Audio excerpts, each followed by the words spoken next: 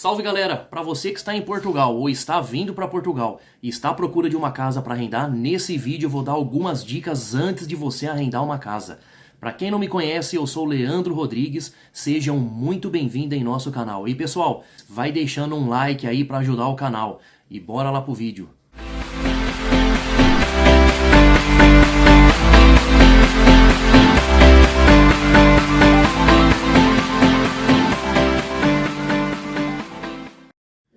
Pessoal, antes de mais nada aí, peço que vocês se inscrevam no canal, ative o sininho aí para receber notificações quando eu postar conteúdos como esse. Valeu pessoal, vamos lá então. Primeiro passo aí que eu quero dizer para vocês aí, quando vocês forem arrendar uma casa, um dos pontos aí que você tem que observar é se todos os cômodos da casa têm janela, para que a casa tenha uma boa circulação, uma boa ventilação. E outra coisa também é ver se a casa está bem exposta ao sol. Tá? Isso é muito fundamental, principalmente na época do inverno. Se é uma casa que está exposta ao sol, na época do inverno, quando tiver aquela semana, aqueles dias com sol, você poderá abrir a casa e aí sim a casa poder ventilar melhor. Eu já estive numa casa já aqui em Portugal que um dos quartos não tinha janela, né? Então na época do inverno, e outra coisa, além de não ter janela, essa casa ela não era bem exposta ao sol. No inverno eu não tinha nada de sol. Era uma casa que ela era casa de encosta, né? E o sol ele rodava por trás da casa, ou seja, eu não tinha sol nenhum na casa. E o que acontecia? Quando a gente ligava o aquecedor elétrico no quarto e depois no dia seguinte, mesmo estando aquele tempo limpo, eu não tinha uma janela para abrir o quarto, para ventilar, e aí começava a acumular muita umidade no quarto e começava a dar bolor nas paredes, bolor nas roupas, e sem contar o cheiro, né, na madeira, no guarda-roupa, aquele bolor que acumulava nas gavetas, e isso faz mal para a saúde, né? A gente ficar inalando aquele cheiro de bolor, aquele cheiro de umidade ali dentro do cômodo. E aproveitando o embalo aí, já que eu tô falando na casa de encosta também, pessoal, um dos pontos fundamentais também é observar se a casa não é geminada, né? Eu não gosto de casa geminada, porque aquelas casas que é parede com parede, se o seu vizinho ele tem algum problema de infiltração, você vai ter problema do seu lado também. É o que aconteceu em uma das casas que eu morava também, que era parede com parede, uma casa geminada, na época fria, na época úmida, no inverno, na sala começava a escorrer água pela parede. Eu não sei se era problema na calha, eu não sei se era alguma infiltração do vizinho. O dono da casa levava lá os pedreiros, os artistas, né, que eles falam aqui. Eles limpavam a calha, verificaram tudo e não resolvia o problema, essa água que escorria. Eu vou até deixar aqui a foto para vocês verem como que ficava a parede lá da sala que eu morava. Isso tudo por quê? Porque é uma casa geminada. Então, assim, se você tem um problema, e até para resolver esse problema é complicado. Se dá um problema de infiltração na casa do vizinho, para resolver aí você tem que envolver vizinho, e às vezes a pessoa não tem a falta de vontade das pessoas, então é um pouco que complicado. Então assim, pessoal, se tiver como escolher uma casa, que a casa é sozinha, uma casa isolada, assim, que não é geminada, é uma boa escolha, é muito melhor. Uma das coisas também que eu quero falar para vocês também é no caso se for duas casas no mesmo lote. Observar se o contador, tanto de energia quanto de água, se eles são separados, eles são independentes. Cada casa tem o seu, para não haver ali uma certa confusão ali na hora de pagar a conta de água ou de luz. A casa que eu estava também, a garagem era um sobrado, né? Morava uma pessoa na parte de cima, eu morava embaixo, e embaixo da casa tinha garagem. Geralmente as casas aqui as garagens são por baixo das casas. E essa garagem aí ela estava arrendada por um senhor, que ele parava ali o carro dele, só que ele não estava aqui, né? O carro só ficava parado ali na garagem, fechadinho, bonitinho. Então assim, só que a energia daquele portão, tanto a água quanto a energia daquela garagem, estava ligado no meu relógio, tanto no relógio de energia quanto de água. Então assim, é que a pessoa não estava ali utilizando. Ou seja, se caso essa pessoa fosse utilizar, eu não sei como que o proprietário ia fazer para fazer essa divisão aí dos valores aí. Então foi algo assim que eu não me atentei, né? Acabei deixando passar, mas até, enfim, já saí dessa casa e não houve problema nenhum. Mas é bom ficar atento quanto a isso. Se for duas casas no mesmo lote, observar se o contador é individual. Outra coisa que eu quero dizer, pessoal, que é até engraçado, a primeira casa nossa aqui, que eu lembro que essa casa aí, eu liguei lá do Brasil, eu liguei para esse senhor para reservar a casa para nós, né? E para mim eu vejo como um problema. Aí vai de pessoa para pessoa. Essa casa, como que ela era? O dono da casa, ele morava, era um sobrado também, ele morava embaixo. E a casa que a gente arrendou era na parte de cima. E para acessar a casa, nós passávamos na frente da cozinha dele, na frente da casa dele, para subir uma escada. Então, assim, o que acontecia? Às vezes de manhã a gente queria dormir até tarde, né? Ou às vezes, como o meu primeiro emprego aqui em Portugal, eu trabalhei vamos dizer assim, numa padaria, num fabrico de pão. Então eu acordava 3 horas da manhã para entrar às 4. E saía meio-dia, já estava em casa mais ou menos. E às vezes à tarde eu queria dar aquela descansada, né? Porque no dia seguinte também tinha que levantar cedo de novo. E ali eu não sei, eu acho que o filho e o casal eles não se bicavam muito bem. Então todo dia tinha discussão na frente de casa. E era uma discussão assim, eram uns berros, uns gritos. Então assim, isso começou a me incomodar. Eu acho que eu fiquei uns 3, 4 meses nessa casa só e fui para outra casa. Você não tinha privacidade. Você chegava da rua assim, as pessoas tomavam conta da sua vida, fazia perguntas assim que não, sabe, não era interesse da pessoa, sabe? Às vezes você chegava com compras, com sacola, às vezes a pessoa chegava e falava assim, nossa, outra vez foram as compras, não sei o quê. Então, tipo assim, é uma coisa chata, sabe? Então, assim, alerto vocês para isso. Se vocês forem arrendar uma casa, que às vezes a pessoa mora junto, ou na parte de cima ou na parte de baixo, toma muito cuidado com isso. Por isso que eu digo, às vezes vai de pessoa para pessoa. Às vezes a pessoa pode ser muito boa, ela respeita a sua privacidade. Mas essa família aí não respeitava, não. E não tinha um senso assim, sabe? O horário, não queria nem saber se estava fazendo barulho, se estava gritando ou não. Aí é um pouco complicado. Vamos agora falar dos aquecimentos da casa. A parte do aquecimento eu vou dividir em 2 tópicos aqui. O aquecimento de água e o aquecimento de ambiente. E pessoal, eu vou falar do aquecimento daqueles que eu já presenciei, daqueles que eu já utilizei. Eu não vou falar de aquecimento dos quais eu não usei ainda. Eu não posso falar de uma coisa que eu não sei, né, a funcionalidade dele. Eu já utilizei então os 2 aquecedores, tanto o elétrico quanto a gás. Assim, em termos assim de funcionalidade, eu prefiro o elétrico.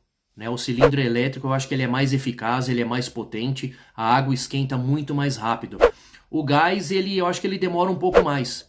Ou eu não sei se depende muito do equipamento que a pessoa tem a gás, mas assim, quando você abre assim o chuveiro, você vai tomar um banho, eu acho que a água ela demora para começar a esquentar. Agora o cilindro elétrico, que é o que eu tenho aqui nessa casa que eu estou atualmente, ele é muito mais rápido. Praticamente você liga, a água já começa a sair quente já. Agora em termos de custo, de gasto, eu acho que depende muito, pessoal. O gás, vamos supor, se você usa o gás só para água, você vai ter um certo consumo no mês. Se você usa o gás além da água para fogão, né, geralmente o pessoal usa aquelas placas elétricas para fogão. Então geralmente o gás ele é mais para aquecer a água. Em termos assim de gasto, eu acredito que ainda o elétrico ele acaba consumindo um pouco mais. Né? Na casa que eu tô é tudo elétrico. Eu prefiro tudo elétrico. Por que eu prefiro isso? Isso é uma opinião minha, porque assim, eu acho que você tem mais comodidade. Né? O gás você tem aquele problema que o gás ele pode acabar, você tem que ir lá trocar a botija. Às vezes você esqueceu de comprar aquela botija reserva, você tem que sair atrás de uma botija de gás. Enquanto o elétrico não, você usa à vontade e depois só espera chegar a conta por mês. Então assim, aí vai de gosto, o que você prefere. Eu acho que tanto um quanto o outro, tirando esse probleminha aí que o gás ele demora um pouco mais para esquentar a água, mas eu acho que os dois ambos são iguais. Para conforto, para comodidade, eu prefiro, a minha opinião, eu prefiro o elétrico. E para segurança também, né? Geralmente as casas aqui, ela tem aquelas botijas de 13 kg que fica dentro da casa.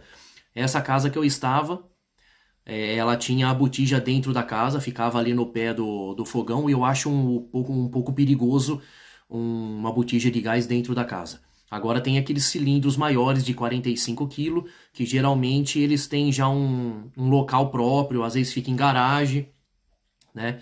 E já é um pouco mais seguro. Você só tem a encheção de saco de quando for trocar, às vezes dependendo, você precisou trocar uma botija à noite, você vai ter que sair, se estiver no inverno, você vai ter que ir lá no frio, na garagem, e trocar essa botija aí.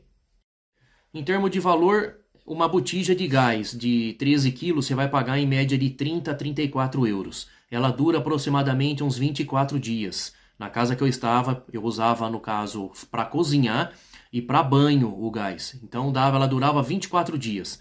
Enquanto uma botija de 45 quilos, que ela custa 89 euros, ela vai durar de 1 mês e meio até 2 meses, é aquilo que eu falo para vocês. Depende a quantidade de pessoa na casa, depende o consumo, o tanto de banho que se toma, o tanto que se cozinha, então varia muito isso, pessoal.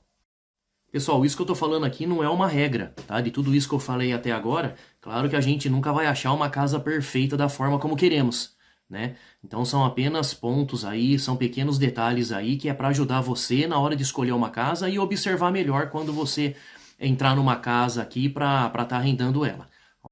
Agora, quanto aos aquecedores de ambiente, pessoal, isso não vai interferir muito. O que eu utilizo aqui na minha casa são 2 aquecedores elétricos, né? Um ele é à base de óleo, né, que passa óleo em suas veias, né? Ele esquenta aquele óleo e mantém o aquecedor quente, né? E o outro ele é um conversor de ar. Ele pega aquele ar frio, transforma ele e joga e retorna o ar quente. Faz essa conversão do ar do frio para quente, né? Também são excelentes aquecedores aí. E temos também as salamandras, ou seja, as lareiras, né?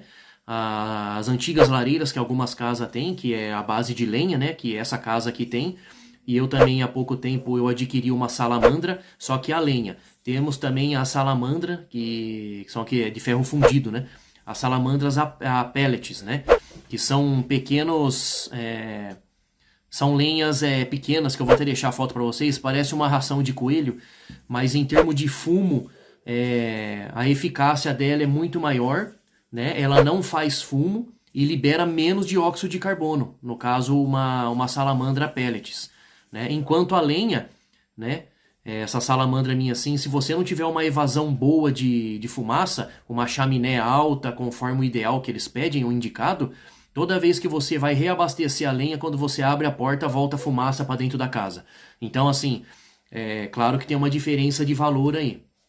Para salamandra de lenha ou para salamandra de pellets, né? Uma salamandra de lenha, essa que eu comprei, que ela aquece aí um ambiente de 40 metros quadrados mais ou menos, ela me custou 199 euros. Enquanto uma salamandra de pellet, que com o mesmo tamanho, vamos dizer assim, ela vai custar entre 500 até 700 euros. Ela é mais caro, só que também ela é muito mais limpa, não dá fumo, né? E é muito mais eficaz. O calor dela, segundo os entendidos aí, ela aquece muito melhor o ambiente. Mas também quanto a esses aquecedores, é como eu disse, pessoal, isso vai de gosto para gosto. Tanto um como o outro são bem eficientes. Claro que uns sujam mais, outros dá mais trabalho e outros gastam mais também. Vamos lá, só para vocês saberem mais ou menos o valor. Esses 2 aquecedores elétricos que eu tenho aqui na minha casa. Um mês cheio aí, mais ou menos, utilizando os 2 direto, todo dia, que eles têm aquele termostato, que ele chega numa certa temperatura e ele desliga. Eu acho que acrescentou na minha conta de energia, eu acho que uns 35, 40 euros. Ok? A lenha, a tonelada da lenha, ela custa 120 euros. Pelo menos já vou para quase 3 meses aí que eu tô com essa lenha aí. Também depende muito do tamanho da casa, depende o tanto de aquecedores que você tem, o tanto de lareira que você tem na casa. Isso depende muito, esses pontos aí, pessoal. Enquanto o pellets, uma palete, que são 70 sacos mais ou menos aí de 15 quilos. Acho que é mais ou menos isso, eu não sei falar certinho a quantidade que vem. Você vai pagar em torno aí de uns 243 euros, também gira em torno aí, você vai utilizar, depende muito do tamanho da casa, em torno de 3 a 4 meses aí. Depende a quantidade de equipamento que você tem na sua casa, depende do tamanho da casa e isso influencia muito. Então pessoal, para finalizar o vídeo, vamos ao último tópico aí, que eu acho também interessante falar para vocês aí, para vocês analisar bem. Eu vou me basear aqui na região que eu estou morando, ok? Em termos de valor de renda, vamos lá, uma moradia com 2 quartos vai girar em torno uma casa que está no centro, próximo de banco, próximos de supermercados, né? Próximo do comércio. Você vai pagar em torno de 250 a 270 euros. Enquanto a mesma casa, se você estiver numa aldeia, vamos dizer assim, uns 10 minutos assim do centro, você vai estar pagando em torno de 120 a 150 euros. É muita diferença, pessoal. Às vezes, vale você colocar na balança, você pode trabalhar no centro, né? Mas o que você vai gastar de gasóleo, mesmo assim, com a renda que você paga numa aldeia, talvez você vai estar poupando dinheiro. Então é tudo isso que você tem que colocar na balança. Ah, mas se eu morar mais distante, eu vou pagar mais barato naquela renda, mas só o que eu vou gastar do meu caminho até a distância que tem da minha casa até o trabalho ou até a escola, acaba saindo mais caro. Tem todos esses pontos aí para colocar na balança para ser analisado. No meu caso, eu estou a 10 minutos do centro, já fiz essa conta, né? Hoje eu pago 120 euros de renda, eu estou a 10 minutos do centro. A minha esposa vai para o trabalho, deixa minha filha na escola. Já fiz essas contas com o tanto que eu gasto de gasóleo no mês, com a renda que eu estou pagando, mais o gasóleo que eu gasto, sai mais barato ainda do que se eu fosse pagar uma casa no centro, pagando aí uma casa com 2 quartos, de 260 a 270 euros. Enquanto uma casa, uma moradia, com 3 quartos, aí você vai pagar em torno de 350 até 400 euros. Depende muito a localização da casa também, por mais que esteja no centro, porque tem aquelas casas no centro que é um pouco mais afastado de comércio, né? Enquanto uma casa, um T3, que está numa aldeia a 10 minutos, você vai pagar, você sempre pode colocar aí, pessoal, uma diferença de 100 a 120 euros aí da aldeia para o centro. Isso eu estou me baseando aqui na região que eu estou. Então, assim, uma dica que eu dou para vocês também, pessoal, para você que está vindo para Portugal, eu acredito assim, tem muitas coisas que temos que abrir mão, né? Às vezes eu tive que abrir mão, né? Chegar aqui e morar numa casinha humilde para pagar menos. Para você que está começando a sua vida aqui em Portugal, eu acho que vale a pena. Às vezes a gente se esforçar um pouquinho, morar numa casinha um pouco mais humilde, poupar dinheiro, né? Um pouco mais distante, ao invés de às vezes muitas pessoas querem estar no centro, numa casa boa e pagar um absurdo de aluguel no começo, a não ser que a pessoa tenha condições. A pessoa já vem do Brasil, já é preparada para isso. Ok, eu não tenho nada a ver com a vida dos outros. Mas assim, para você que está querendo começar a vida, se você optar, abrir mão de uma casa boa, uma casa grande, né? Não estou falando que as casas pequenas, as casas mais velhinhas são casas ruins. Eu estou falando assim, uma casa mais humilde, mais simples, mais distante do centro, assim. Eu acho muito bom analisar, ver o que cabe no seu bolso. Às vezes acaba compensando. Abrir mão de alguma coisa, abrir mão do luxo, né? E um pouco para simplicidade, porque a gente sabe que a vida no começo não é fácil para ninguém. Eu acho que vale muito esse ponto de atenção aí, analisar bem e colocar na balança esses fatores aí. Então é isso aí, pessoal. O vídeo de hoje são essas pequenas dicas. Como eu disse, não é uma regra, que você possa pegar essas pequenas dicas na hora que você for arrendar uma casa, que você possa usá-las, né? Alguns pontos aí que você achar interessante, eu acho que vai te ajudar muito nisso aí. Pessoal, agradeço de coração por ficarem até aqui. Peço que vocês se inscrevam no canal aí, ative o sininho para receber notificações com mais conteúdo como esse. Deixa um like aí, senta o dedo aí no joinha aí, isso vai ajudar muito um canal. É um canal novo aí que está crescendo aí, então eu conto com vocês aí para ajudar nesse crescimento. Se esse conteúdo foi útil para você, se você gostou muito desse conteúdo, compartilhe esse vídeo com seus amigos. Eu agradeço de coração, pessoal. E forte abraço e nos vemos no próximo vídeo. Valeu, tchau!